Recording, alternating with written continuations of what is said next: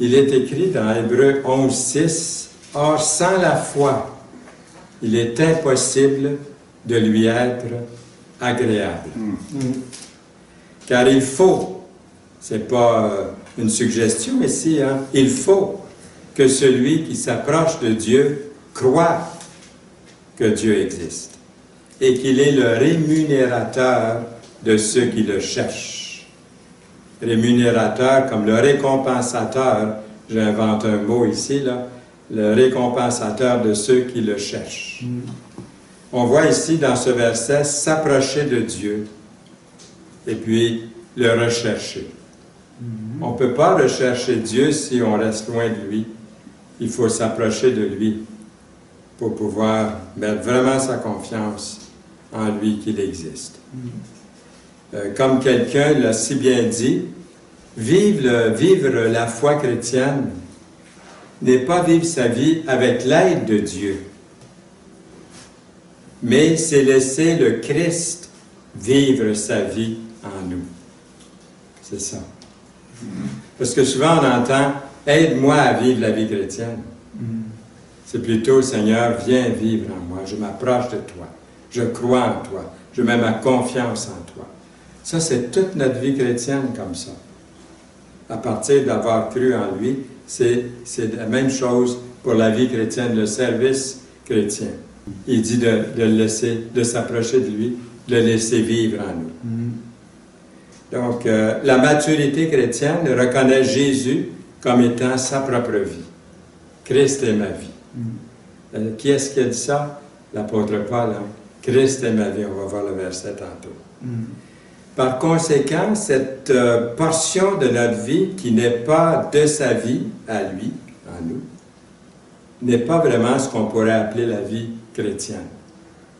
Si on n'a pas le Christ en nous, on peut être religieux, on peut aller à l'église, on peut aller faire partie d'une religion, comme on a entendu, on peut faire toutes sortes de bonnes choses, mais on n'est pas vraiment chrétien.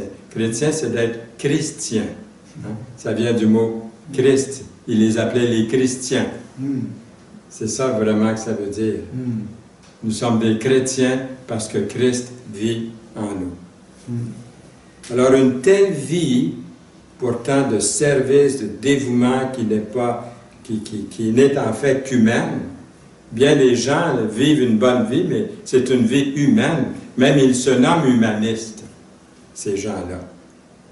Puis de source naturelle, la vie chrétienne a une source surnaturelle, une source spirituelle.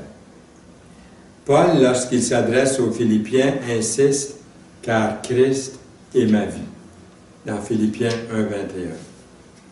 Et puis, il dit au chapitre 4 de Philippiens, verset 13, « Je puis tout par celui qui me fortifie. » Imaginez-vous, Christ qui vit en moi, ça veut dire qu'il peut tout. Il peut tout. Passer par-dessus tout. Moi, je suis faible, mais lui, en moi, il est tout. Il est le créateur de l'univers. Donc, l'apôtre Paul avait saisi ça, puis il nous le transmet. « Je puis tout par celui qui me fortifie. » Philippiens 4, 13. Nous, les chrétiens nés de nouveau, nous avons dépassé le stage de crier à Dieu pour notre salut. On peut réclamer le salut, il vit en nous, il est notre salut. L'ennemi de Dieu essaie de nous faire douter sur ce que Dieu a déjà accompli pour nous qui sommes sauvés. Pas seulement le salut, mais il nous a accordé, il nous donne beaucoup, beaucoup de choses en lui. Et puis l'ennemi essaie toujours de nous faire douter ça. Puis on voit que ceux qui ont laissé l'Assemblée ici, souvent ce sont des gens qui ne sont pas arrivés à ce stage-là, de réaliser combien Dieu leur donne beaucoup plus que le salut. Ils ont besoin de...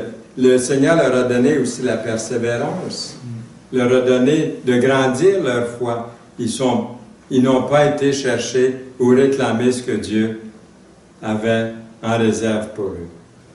On ne peut pas prier « Seigneur, sauve-moi », il l'a déjà fait. Mais plutôt le remercier pour ce qu'il a déjà accompli en notre faveur. Dieu nous a rendus justes par son Fils, le Seigneur Jésus-Christ. Notre justification est une chose accomplie pour laquelle nous n'avons plus à supplier Dieu pour de l'aide. Il l'a fait. Alors, qu'est-ce que je fais? Je le remercie, comme on l'a fait ce matin. Je vous ai entendu ce matin, en partant d'ici, ce que je vais retenir. Je les ai entendus te remercier, Seigneur, pour la grâce que tu leur as fait à chacun. Ils l'ont réalisé, ils l'ont compris, ils l'ont accepté, ils te louent, ils te remercient. Et Seigneur, j'ai du chemin à faire, moi aussi, dans cette grâce que tu as fait pour moi, pour atteindre toujours la gratitude, le remerciement qui vient de mon cœur pour ce qu'il a fait pour nous. C'est le même principe qui est applicable maintenant pour le reste de ma vie.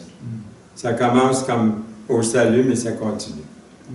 Le Seigneur ne demande pas mieux que d'être désiré. Il désire être pour tout, pour nous, et tout faire à travers nous. Il y a le verset dans Colossiens que vous connaissez, Colossiens 2, verset 9, qui dit « Car en lui habite corporellement, en Jésus, là, toute la plénitude de la divinité. » Vous avez tout pleinement en lui. Il rajoute tout de suite ça après. Vous avez tout pleinement en lui. Ensuite, il dit, vous avez tout pleinement en lui, qui est le chef de toute domination et de toute autorité. Colossiens 2, 9 et 10. C'est de manquer de foi en Dieu ou de ne pas l'honorer à sa pleine mesure que de continuellement lui demander de l'aide pour des choses qu'il a déjà réalisées pour nous. Où est notre confiance? Où est notre foi? Le juste vivra par la foi. Alors, c'est par la foi que j'accepte. Je ne le vois pas encore des fois. Si je demande, par exemple, de la persévérance dans le Seigneur, puis je ne l'ai pas, cette persévérance ou cette patience. Mais je dis, Seigneur, tu me l'as accordé par la foi. J'accepte que tu me l'as accordé. Je le réclame. Je réclame cette persévérance, cette foi, cette patience qui me manque personnellement. Tu me l'as accordé, je l'accepte par la foi. Donc, en face d'un verset comme Philippiens 4, 19 qui dit « Mon Dieu pourvoira à tous vos besoins selon sa richesse. » C'est pas mon compte en banque, mais selon sa richesse, avec gloire en Jésus-Christ. Comment pouvons-nous continuer à douter? Notre responsabilité est de voir dans la parole tout ce qui est nôtre dans le Seigneur Jésus-Christ, puis de le remercier pour tout ce dont nous avons besoin. Ça revient à « Si vous demeurez en moi et que mes paroles demeurent en vous, demandez ce que vous voudrez, et cela vous sera accordé. » Parce qu'on ne peut pas faire autrement, ça c'est Jean 15, verset 7, on ne peut pas faire autrement que de demander, s'il vit en nous, de demander des choses selon sa volonté, selon sa richesse, selon son compte en banque. Il doit être pas mal plus que le mien et bien et la plupart, et tous les gens. Alors c'est très important. Afin de voir ce que nous possédons déjà dans le Seigneur, c'est très important d'avoir des bonnes relations avec Dieu, en Jésus-Christ, par Jésus-Christ, en union avec le Seigneur Jésus-Christ, dans sa mort, dans sa résurrection, puis aussi d'aimer son avènement, d'aimer son retour, le souhaiter, avoir hâte qu'il revienne. Si on était de cette génération privilégiée, dans laquelle il reviendrait. Mais il y a encore des âmes à sauver. Il ne faut pas que je sois trop égoïste. Il y a peut-être encore des personnes qui n'ont pas accepté le Seigneur. S'ils revenaient aujourd'hui, ces gens-là, ils pourraient encore accepter le Seigneur, mais c'est déjà difficile pour eux. Imagine-toi ce que ça va être durant la grande tribulation. Vous avez entendu l'histoire de la petite fille, environ 3 ans et demi, 4 ans, qui avant de se préparer pour le bain, avant la nuit, elle demande à sa mère de l'aider à se déshabiller. La mère lui dit, écoute, tu es assez grande pour te déshabiller toute seule.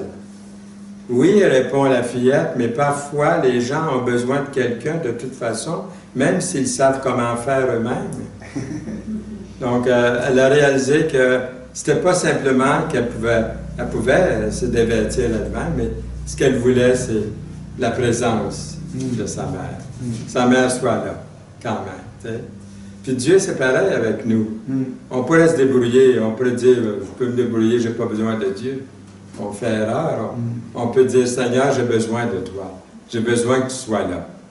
Seigneur, des fois, peut-être un peu comme la mère, marche, tu es capable de marcher. Oui, Seigneur, mais c'est bon que tu sois à côté de moi et que tu m'aides. Donc, Seigneur, tu es dans la barque, tu dors, réveille-toi. Seigneur a dit, j'étais pourtant à côté de vous. Oui, mais Seigneur, on veut te réveiller, on veut que tu sois réveillé. Et peut-être c'est ça qu'on devrait dire des fois, prier au Seigneur. Seigneur, on veut que tu sois réveillé à côté de nous.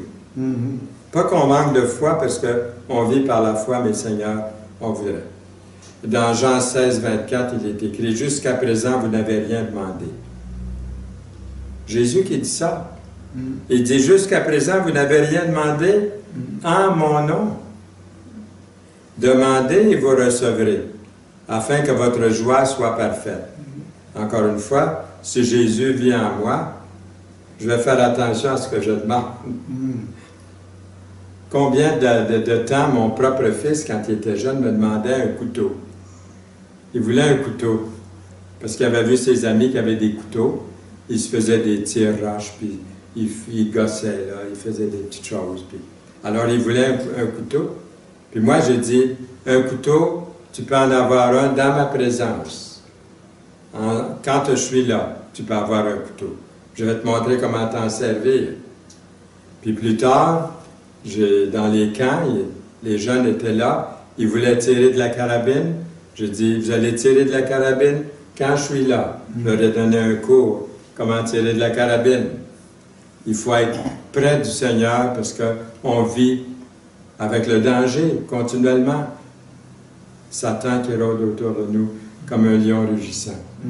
Puis c'est pour ça des fois que les nouveaux convertis qui sont encore très faibles vont échouer parce qu'ils manquent d'avoir continué à être près du Père, près de Dieu, près de sa parole, près des chrétiens.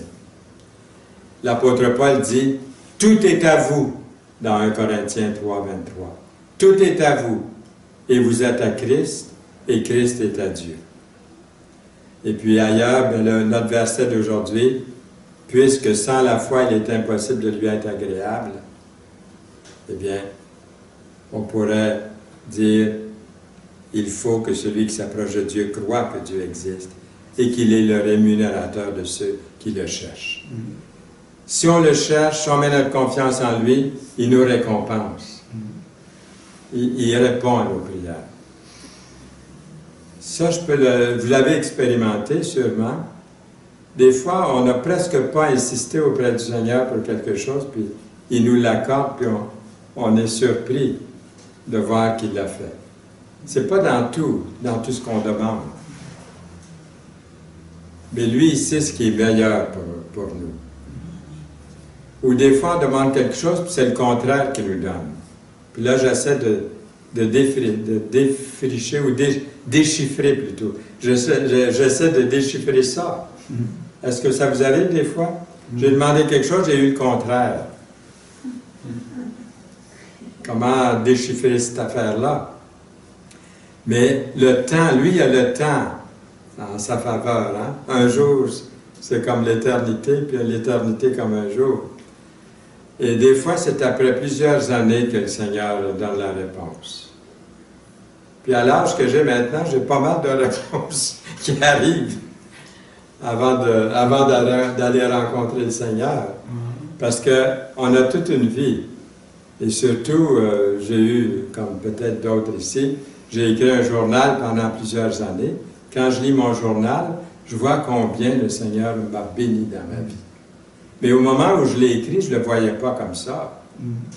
Je demandais des choses au Seigneur. J'ai même écrit dans mon journal, « Le Seigneur ne répond pas à mes prières. » Mais puisque j'écrivais le journal, plusieurs années après, j'ai vu qu'il avait répondu. Je me rappelle le jour où j'ai dit, Seigneur, donne-moi une amie, tu sais, j'avais quand même, j'approchais 20 ans, puis j'avais été plutôt dans les études que de sport, tout ça, mais là, tout à coup, j'aurais voulu, il y avait beaucoup de belles filles autour, mais j'en trouvais pas une en réalité. Là, je demande au Seigneur, et puis, quelques mois après, je dis, Seigneur, il ne répond pas aux prières. Pourtant, quand j'ai demandé au Seigneur, la même journée, j'avais interviewé celle qui est devenue mon épouse. Je l'avais interviewée, j'étais surintendant d'école du dimanche. Je l'avais interviewée le jour où j'ai dit, Seigneur, donne-moi une compagne, vraiment, pour la vie. Mais Seigneur, il m'avait répondu, là, parce que je l'ai interviewée, puis dans mon journal, j'écris, aujourd'hui, j'ai interviewé Mademoiselle Yolande Auger. Elle est très gentille, elle va faire une très bonne monitrice d'école du dimanche. Nous avons parlé ensemble. Elle a de très beaux yeux. J'ai dit, de très beaux yeux bleus. J'ajoute ça. Puis là, quelques mois après, le Seigneur ne répond pas aux prières. Mais il y avait un cheminement que le Seigneur voulait m'enseigner. Il voulait que je la connaisse peut-être plus, que je la voie, que, tu sais, que je puisse lui parler. On chantait dans la chorale, on faisait des voyages. J'ai appris à la connaître, puis un bon jour, on est tombés amoureux l'un de l'autre. Mais après un an, après avoir écrit ça, un an ou quelques mois après, là, j'ai pu voir, je l'aime beaucoup, ça va être, je pense que ça pourrait être la femme de ma vie. Est-ce que Dieu répond aux prières? Pas toujours de la manière qu'on pense, puis il y a le temps. Il fait les choses tellement différentes. Le psaume 19, vous regardez, quand le savant a regardé cette toute petite fleur que personne n'avait jamais vue, lui, il la voyait pour la première fois, il s'est dit, cette petite fleur-là, pourquoi est-ce qu'elle est si belle, puis pourquoi est-ce qu'elle est là? Ben, c'est Dieu qui l'a créée pour lui. Dieu l'a créé, il a tout créé pour lui. Dieu vous a créé pour lui. Dieu m'a créé pour lui. Ça devrait nous encourager, ça devrait m'encourager, hein, de savoir que j'ai été créé pour Dieu, pour le glorifier, pour le remercier. Même si on n'est pas nombreux, regardez, on est reconnaissant à Dieu. C'est pas Dieu, c'est à Dieu qu'il faut plaire, c'est pas aux hommes. Alors, je rends gloire à Dieu qu'il m'a choisi pour lui. Comme il choisit la fleur dans le désert qui n'a jamais été vue par personne. Maintenant, on peut les voir parce qu'on a des microscopes. On peut aller voir. Il y a bien des choses microscopiques qu'on n'a pas vues, que l'homme n'avait pas vues, qui sont merveilleuses, tout à fait merveilleuses. Aussi merveilleuses que les plus grandes galaxies qui existent dans l'univers. Dans les toutes petites choses. C'est là pourquoi. C'est comme quand on disait l'appendicite est dans le corps humain, on ne sait pas pourquoi. Puis il y a d'autres organes qui ont dit qu'ils ne savaient pas pourquoi non plus, les médecins. Et aujourd'hui, ils savent un peu plus pourquoi est-ce que c'est là. Mais pendant des années, ils disaient, on a ça, on ne sait pas pourquoi. Mais non, il y a un but pour ça, pour le corps humain. Comme tout ce qu'il y a dans la création, c'était pour glorifier Dieu. Je vais vous citer un grand homme de Dieu, A.W. Tozer. Il dit, lui, et ça va être la conclusion du message de ce matin, il dit, en privé ou en public, soit que nous demandions quelque chose à Dieu qu'il nous a déjà donné, ou que nous lui demandions quelque chose qu'il ne peut pas nous donner à cause de notre incrédulité. Il arrive que nous plaidons pour que Dieu nous parle, alors qu'il est en train de nous parler. Nous lui demandons de venir à nous, alors qu'il veut que nous nous approchions de lui. Quand il est déjà présent en nous, attendant à ce que nous le reconnaissions. Nous prions d'être remplis de l'Esprit Saint, alors que nous l'empêchons de se manifester à cause de nos doutes, au lieu de marcher par la foi. Nous lui demandons de venir quand il est déjà là, attendant que nous le reconnaissions par la foi. Fin de la citation. Alors, que Dieu vous bénisse abondamment. Amen. Amen. Seigneur, merci pour ta parole. Merci de nous diriger un petit pas à la fois. Et Seigneur, nous t'invitons à marcher près de nous continuellement. Nous nous approchons, nous nous sommes approchés de toi et nous ne voulons pas te laisser d'un pied aujourd'hui pour ta plus grande gloire. Amen. Amen.